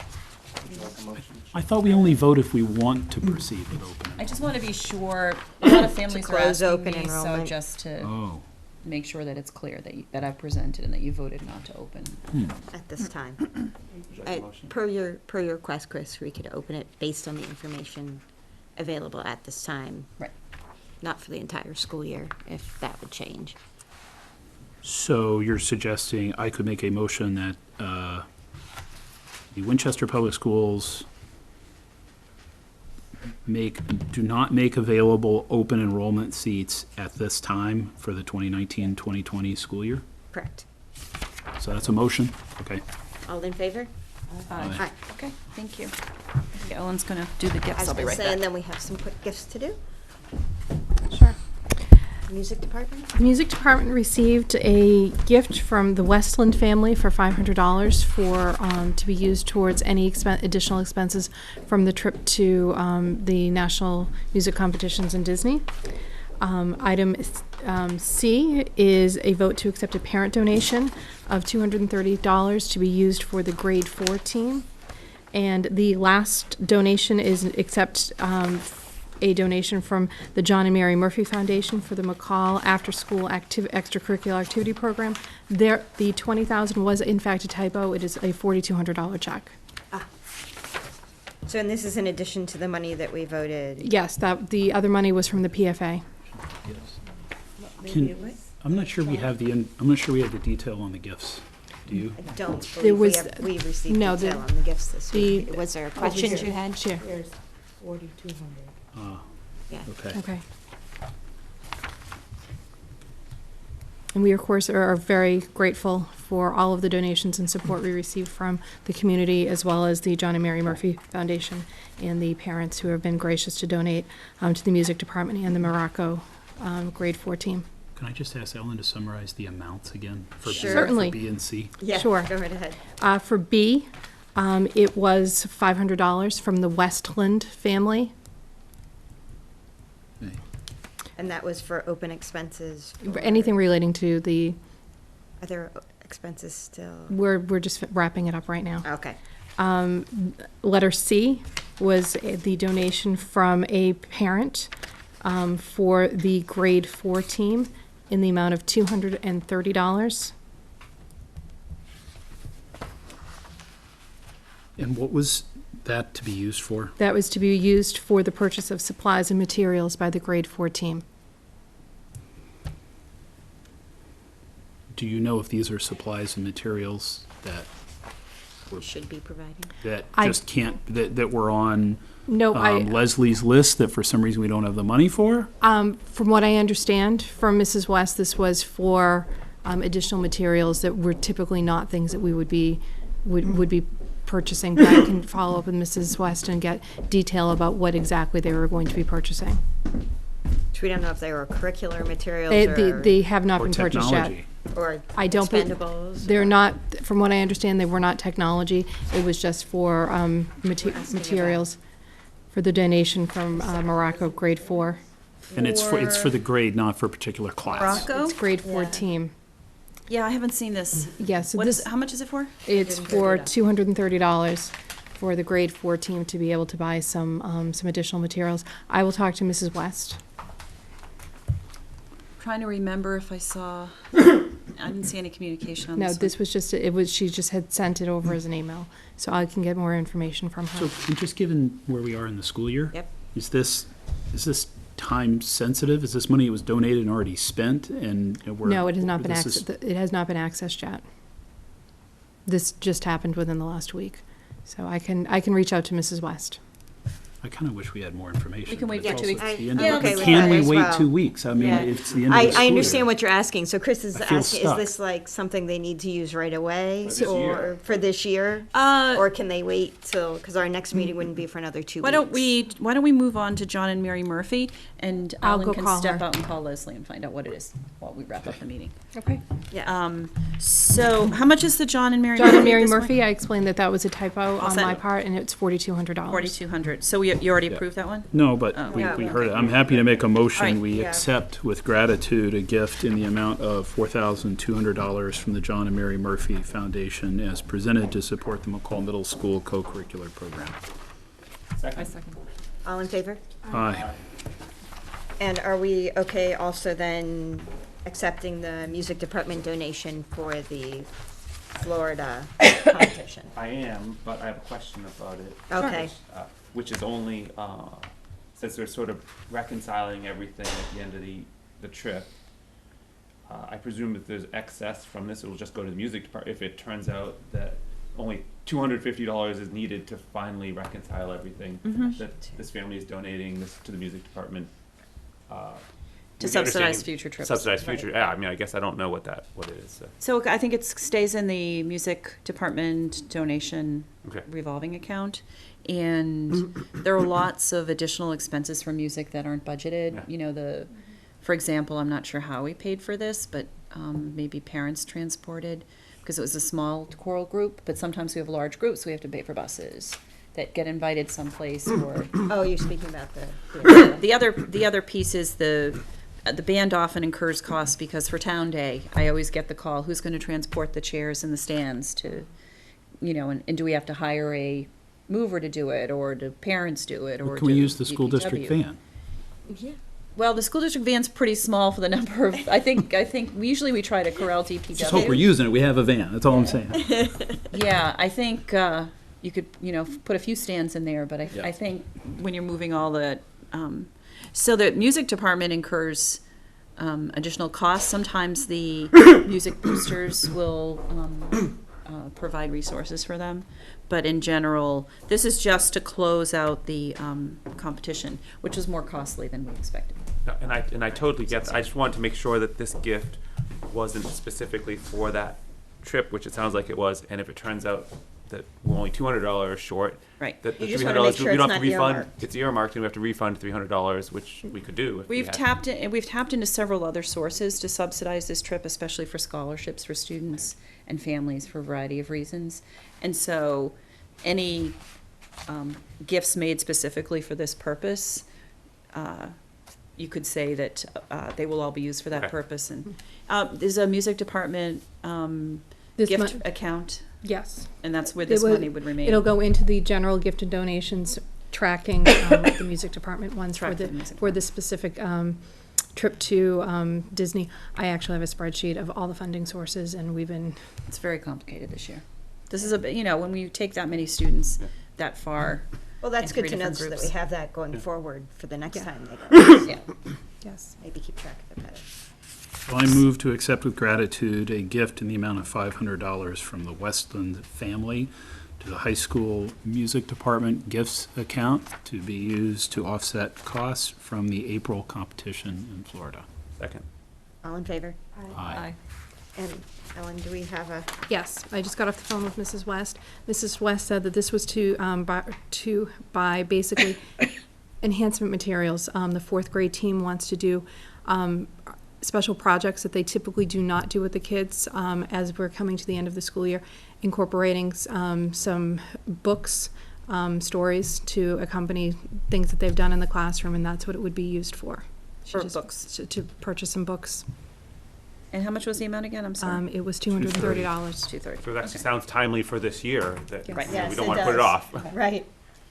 Thanks, Ellen. So, I move to approve with gratitude the Morocco Parents Association gift of $230 as presented. all in Second. favor? Aye.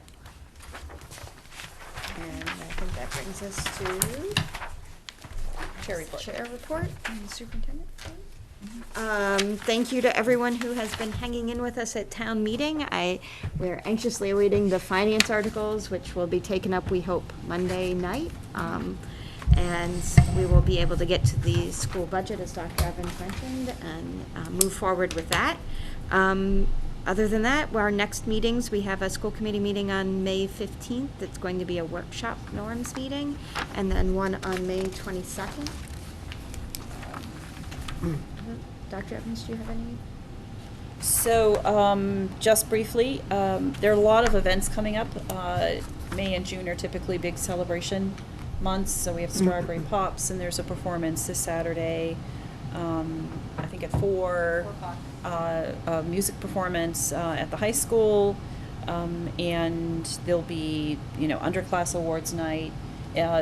All of the information is available on the individual school calendars. Probably your best bet to double check those if you're interested in attending any of those. And then, of course, graduation, and then 8th grade celebration. I do want to commend the greenhouse team at McCall Middle School, who were at the State House to receive an award for environmental excellence.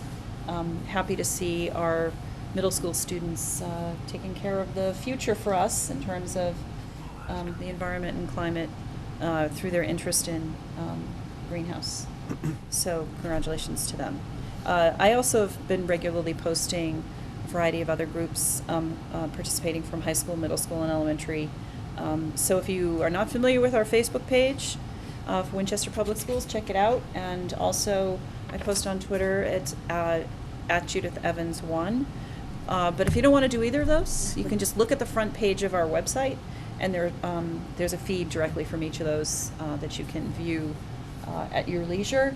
It's always gratifying to see our students participating in a wide variety of activities. I have not publicly thanked the music department for a terrific trip to Florida, where our students did incredibly well.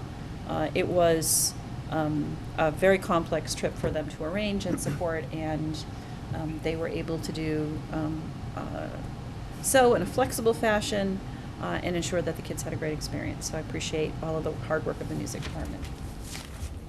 Parent to Parent and the CPAC have an event coming up on Wednesday night as well about building friendships within your kids. When we talk about social emotional skills that our kids have, building healthy and supportive friendships is certainly part of it. So if anybody can make out to that, Wednesday night at 7 also. Where is that? That is going to be at the Jenks Center. At the Jenks Center. Just to clarify, that meeting, I think you said the 22nd, we're on the, is 21st, right? The school 21st, meeting on I say 21st. 22nd, Okay. I meant the Thank you. 21st. Yeah. Thank you. Can I, if you'll indulge me, at the beginning of the school year, since we're talking about music, we heard some concern from our school committee reps about the well-being of George Gilmer, who had a pretty serious accident. And I just want to say he performed at Town Hall Auditorium at the jazz concert In the Mood, an incredible solo that just brought the house down. I'm still happy for him and how he's done, but it was really an incredible moment for him and all the kids who've been supporting him. I wish you all could have been there. He was phenomenal. That is Absolutely great phenomenal. It was really incredible. Good for him. For him. Thanks for sharing that. I believe we have our future agenda items. We have a report coming from the reading. Elementary reading. Yep. Elementary reading. We're going to take a look at our school committee calendar for 2019-20, our school improvement plans. I believe we have some handbooks to And handbooks, approve right. as well. Handbook approval. We'll have a DC trip approval, job Yep. description approval. Am I missing anything? Anybody else have any? I might throw in an executive session for Another collective executive bargaining. session. Yep. We have had some discussion from some of the members about scheduling executive session if they come in the evening prior to our school committee meetings instead of following. So, And depending what would be discussed, that's even been our protocol, depending upon where we are in the process. So I think one of those may be coming soon. okay, so just be, if that seems to work for everyone, looking for a general consensus here. In other that words, we- like you're saying, like a 6 o'clock A 6 executive o'clock followed by prior a 7 to- o'clock, yeah. Right. I concur. That- Excellent. We will try to aim for that then, if that happens. Otherwise, I'd also like to take the committee's pulse on having an executive session out, if we can't schedule it then, outside of the school committee meeting day, if we could find a time that would potentially be available for that. Would that be an acceptable backup to everyone? I concur. Okay, excellent. And I believe that's all we have then. And we're Motion going to adjourn. Second. All in favor? Aye. Thank you. Appreciate your attention today. Great questions.